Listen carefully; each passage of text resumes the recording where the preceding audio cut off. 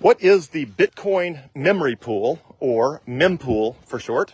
Well, someone mentioned recently that they could use a primer on it, and so I was out here walking the dog and enjoying the sunset, and I thought, you know what, I'll do a quick primer on what is the Bitcoin mempool.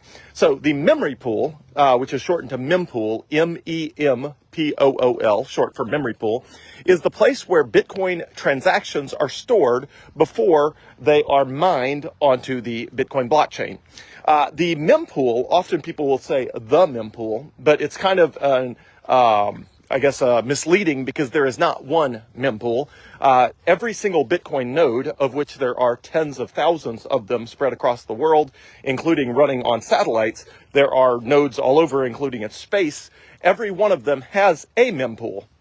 And it is the place, the memory pool, where it tracks all of the Bitcoin transactions that it is aware of before a Bitcoin miner mines a group of those transactions into a block and then adds it to the Bitcoin blockchain. So all of the Bitcoin nodes have their own mempool.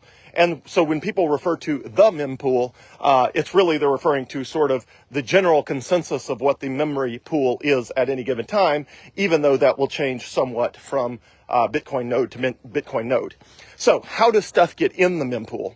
Well, it gets there because all Bitcoin nodes have what's called a gossip protocol. And the gossip protocol does exactly what you would expect a gossip protocol to do, which is it gossips to all of the other Bitcoin nodes about any transactions that it hears about. I think by default, it automatically forwards transactions to maybe 8 other nodes, although I'm not sure of the exact number. It may forward it to all the reachable nodes that it knows about. But regardless, so every time you initiate a Bitcoin transaction, the Bitcoin software technology app that you're using, whether that's Coinbase or BitKey or whatever, it broadcasts to a set of Bitcoin nodes that it is aware of. Now, depending on where you are in the world, it could be any of those tens of thousands of Bitcoin nodes that have all become aware of each other through this gossip protocol, that they all say, hey, did you hear about this new node? Yes, And then if somebody is running a node that is trying to do stuff that is not helpful, like broadcasting invalid transactions, if they do it enough times, all the Bitcoin nodes will agree to blacklist that node, and then they will no longer accept transactions from that node if, for example, they find out that regularly that node is broadcasting old transactions, or it's broadcasting invalid transactions. So the Bitcoin nodes are all pre-programmed by the Bitcoin Core software to only accept valid transactions, and to blacklist any nodes that start regularly, broadcasting invalid transactions, which obviously are never going to make it into the Bitcoin protocol, because invalid transactions by definition would never actually make it into a block,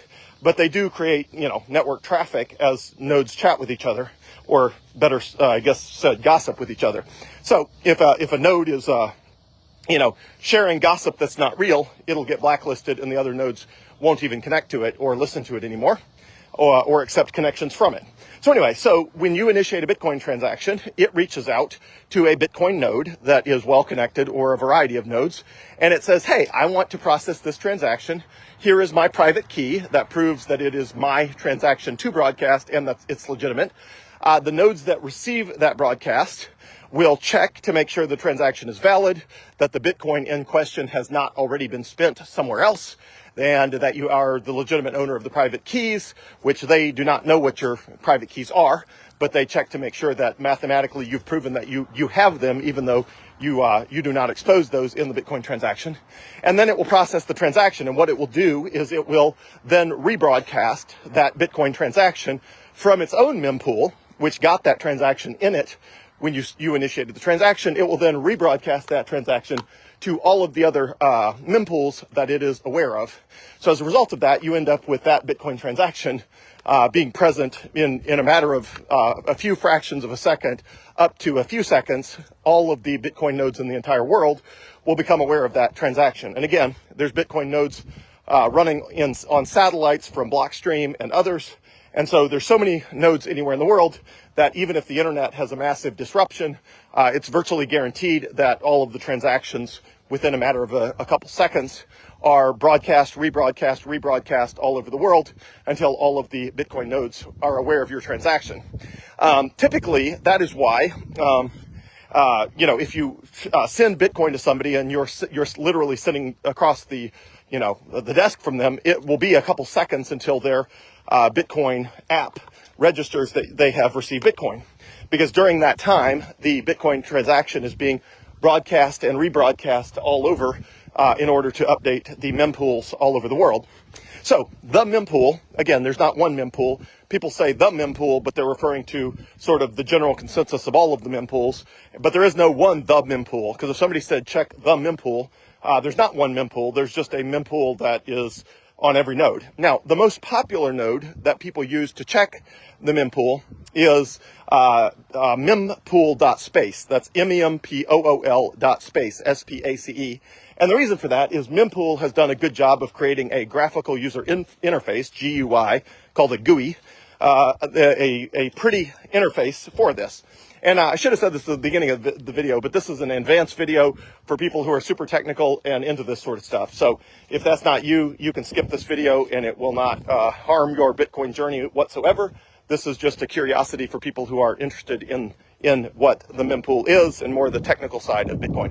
So anyway, so there's all these mempools. You broadcast a transaction. Within a second or two, all of the nodes everywhere in the world have broadcast and rebroadcast. Everyone asking all the other nodes, hey, are you aware of this transaction? And if they say no, they add it to their own mempool and then rebroadcast to all of their nodes.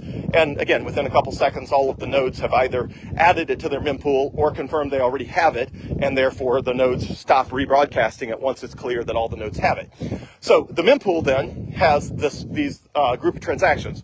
Now, if there's not very much traffic in the mempool, the next Bitcoin block will clear the entire mempool, meaning all of the transactions that are waiting to be processed will be clear all at one time. Now, that used to happen a lot in the early days of Bitcoin. The mempool was almost always, not full. And therefore, every 10 minutes or so, when a new Bitcoin block was mined, it would clear the mempool entirely. But after about 2017, it became rarer and rarer for the mempool to be busy. And that was by design. The mempool, the total amount of Bitcoin transactions that can be in a block, have a hard cap of 1 megabyte.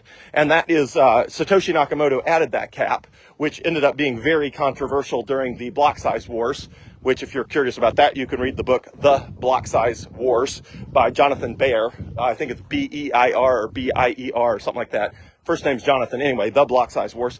But anyway, the block size limit ended up being very controversial during that time period.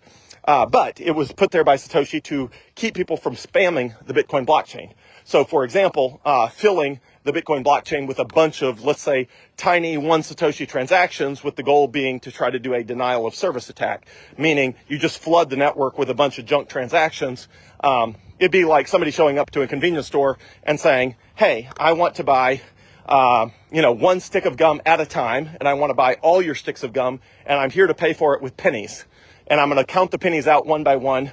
Then obviously that would take a really long time, and everybody behind you in the line would get super annoyed because you've basically completely jammed up the checkout line, purchasing sticks of gum one by one with pennies. So anyway, in order to avoid that, the Bitcoin blockchain, Satoshi Nakamoto put in a block size limit of 1 megabyte. And then the intent was for then the transactions to have to bid to be included in the next block, with the thought process being that long term, that depending on how urgent it was that your transaction get in the block, that you would, bid whatever 25 cents or 50 cents or whatever it cost to get a Bitcoin transaction, and that any transactions that needed to be cheaper would be done on the Bitcoin Lightning Network, which is the layer 2 payment network for Bitcoin. It's called the Lightning Network, and I've talked about that before. So as a result of that, what's called a fee marketplace developed. And a fee marketplace is basically, here's all the people waiting in line, and depending on what fee you pay, determines whether you'll get in the next block or the block after it, or you might have to wait 5 minutes or 10 minutes, you might have to wait an hour, or if you bid some super low, you might have to wait till, a few hours until the middle of the night when there's not much activity on the Bitcoin blockchain. So that was by design, because eventually the number of new coins that are issued by the Bitcoin protocol, it drops in half every 4 years. Right now, every 10 minutes, the Bitcoin miners get 3.125 Bitcoin. So whoever mines the next Bitcoin block gets 3.125 Bitcoins. But eventually that drops in half every 4 years in 2028, 2032, 2036, 2040, all the way to the year 2140, which is 117 years away. 116 now. So 116 years away. So in 116 years, in the year 2040, then there will be no more block rewards, and the network will entirely run on transaction fees. So it was important that there be a transaction fee marketplace, because the transaction fees is how the miners get paid exclusively starting in 2140, and then they get weaned off the block size, the block rewards between now and 2140. So that process has been, going smoothly.